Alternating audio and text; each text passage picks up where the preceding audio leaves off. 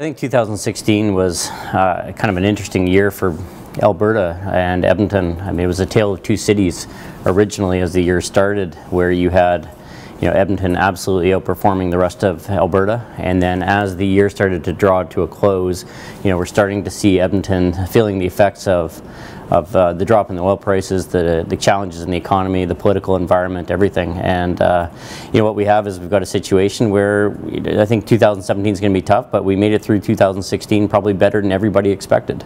Our local mayor and our councillors have done a great job keeping our tax rates as low as possible. I certainly have been involved in the dialogue there, and I compliment them on what they've done.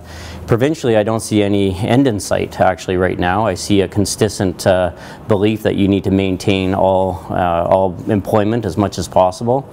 And I think that's going to catch up to you over time. I don't think that's a sustainable model. And when you start looking, not through 2017, but you start looking at 18 and 19, there has to be some pressure at some point in time to start getting, the size of government in order. We have a situation where the size of government has increased and the ability of the private sector to sustain it has actually fallen, and that gap is going to start widening pretty quickly.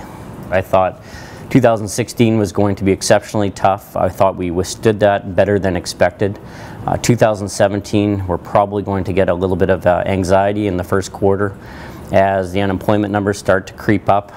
You have extended EI benefits starting to come off, you have severances starting to come off, and you have single income families starting to look at dual job searchers going forward. So you see an escalation in the unemployment rate that may create a little bit of a hysteria on consumer confidence and business confidence in the first quarter, and I think that's probably my number one concern. And here at EDC, we want to make sure we're always pumping out good news stories. We have to tell it as it is, don't get me wrong, but we need to always be putting out good news stories of events and positive business stories that are certainly coming into the city.